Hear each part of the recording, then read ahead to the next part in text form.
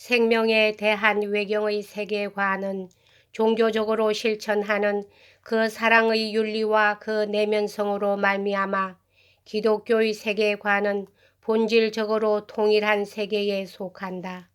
이것으로서 기독교와 사상은 그전보다 정신생활에 더욱 많은 유익을 끼치는 새로운 상호관계를 가질 수 있게 되었다. 이미 18세기 합리주의 시대에 기독교가 사상과 결합한 적이 있었다. 그것은 이때 사상이 종교적인 성격을 띤 열정적인 윤리를 가지고 기독교에 가까이 갔기 때문이다. 그러나 실제에 있어서는 이 윤리는 사상이 스스로 산출한 것이 아니라 부지불식간에 기독교에서 섭취한 것이다. 그러나 시간이 지나감에 따라 사상은 자신의 윤리에만 의존하지 않을 수 없게 되었다. 이리하여 이 새 윤리는 생명력을 잃어버리고 종교심에서 멀리 떠나 기독교와는 전혀 다른 것이 되고 말았다. 여기에서 기독교와 사상과의 결합은 깨어졌다.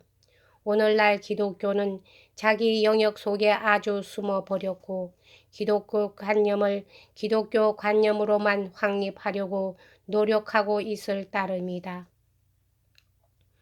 그것은 사상과 일치점을 발견해 보려고 애쓴다는 것은 무용한 일이라고 생각하고 기독교 관념이란 사상과 동떨어진 그것을 초월하여 존재하는 것이라고 보려고 한다.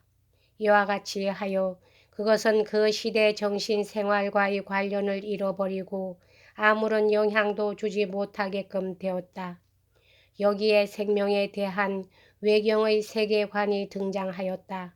이로 말미암아 기독교는 다시 한번 새로이 윤리적 종교적 성격을 지닌 사상과 연관을 가질 것인가 아닌가 하는 문제에 직면한다. 기독교는 자체에 대한 인식을 확보하기 위하여 사색을 필요로 한다. 여러 세기 동안 기독교는 사랑과 자비를 전통적인 진리로 믿고 있으면서도 이에 근거하여 노예 제도, 이단 화형, 고문, 기타 여러 가지 고대 또는 중세기적인 비인도적 행위에 항거하려 하지 않았다.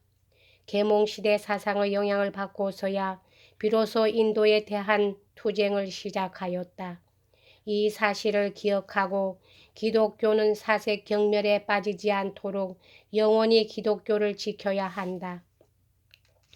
오늘날 기독교가 합리주의 시대에 대단히 천박하게 되었다고 즐겨 말하는 사람들이 있다. 그러나 이렇게 천박하게 된 반면에 당시의 기독교가 이룩한 업적을 생각하고 어느 정도 상호 보충할 수 있는가를 알아보는 것이 정당할 것이다.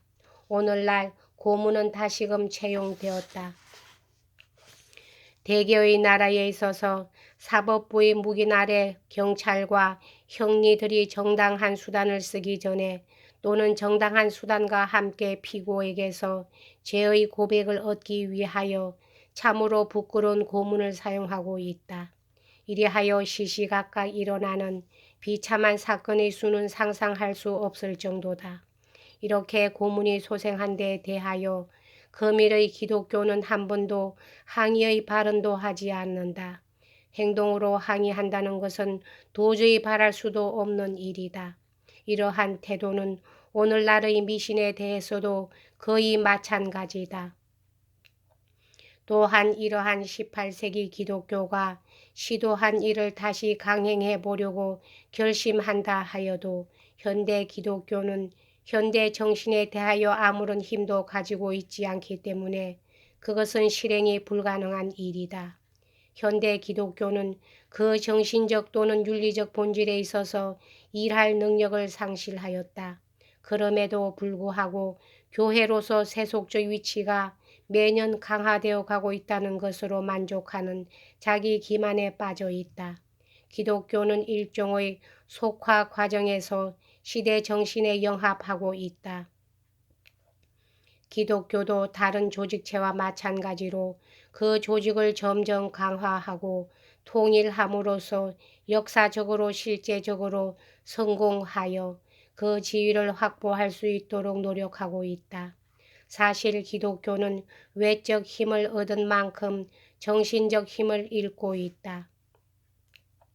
기독교가 사상을 내어 쫓고 이것과 교제한다는 것은 있을 수 없다. 아니, 그것은 도리어 사상을 전제로 하여야 한다. 기독교 자체만으로 무사고와 회의주의를 정복할 수 없다. 기독교 사상이 지닌 영원성을 받아들일 수 있는 시대는 다만 사색에서 흘러나오는 근본적인 경건이 있을 때다. 물이 새어나가도 강물이 말라버리지 않는 것은 그 밑에서 지하수가 흘러가고 있기 때문이다. 마찬가지로 기독교도 근본적인 사색에서 오는 경건이라는 지하수를 필요로 한다. 인간의 사색에서 종교로 가는 길이 막혀 있지 않을 때라마니 기독교는 실제로 정신적인 힘을 얻을 수 있다. 나는 사색에 의해서 종교와 기독교에 대한 내 신앙을 유지하고 있다. 이러한 나 자신에 대하여 나는 잘 알고 있다.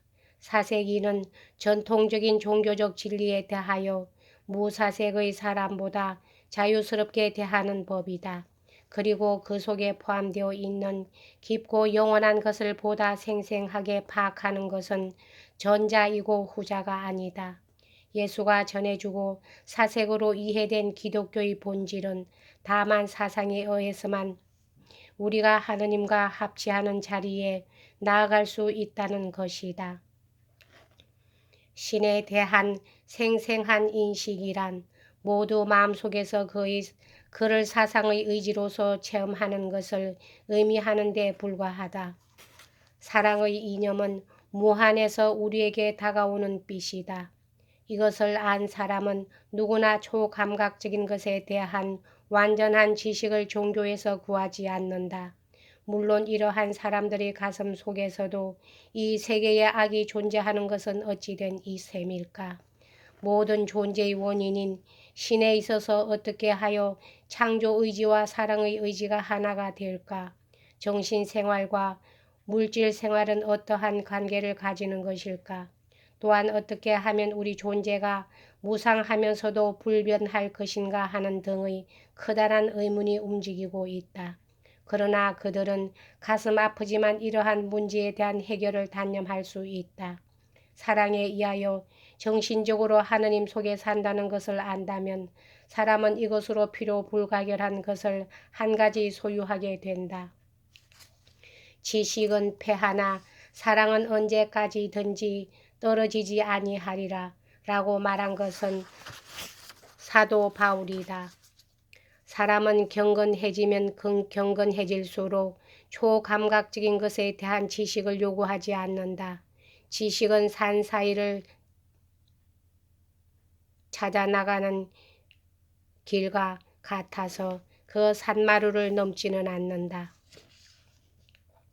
사색에서 나오는 경건을 찾는 기독교가 범신론에 떨어지진 않을까 하는 두려움을 갖는 것은 근거 없는 일이다. 모든 존재하는 것은 모든 존재자의 제1원인 속에서 존재하고 있다고 생각하지 않을 수 없다. 이러한 의미에서는 생생한 기독교는 모두 범신론적이다.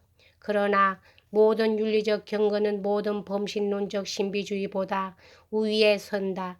윤리적 경건은 하느님의 사랑을 자연에서 찾는 것이 아니라 하느님은 사랑의 의지로 우리의 내면에 나타난다는 사실만을 하느님에 대해서 알고 있기 때문이다. 존재의 근본 원인은 자연 속에서 나타낼 때면 의뢰의 어떤 비인격적인 것이다. 그러나 사랑의 의지로 우리 마음속에 계시다는 존재의 근본 원인에 대하여서는 우리는 마치 윤리적 인격에 대하는 것처럼 대한다. 유일신론은 범신론에 대립하지 않는다. 도리어 그것은 범신론에서 나온다. 그것은 자연적인 무규정적인 것에서 나온 윤리적으로 규정된 것으로 나타나는 것이다. 사색의 고비를 넘어온 기독교는 인간에게 죄의식을 뼈저리게 주지 못하리라는 염려도 근거 없는 일이다. 죄가 가슴에 사무치는 때란 결코 죄에 대한 말이 가장 많은 때는 아니다. 산상보훈에서 죄에 대한 많은 말을 찾아볼 수 없다.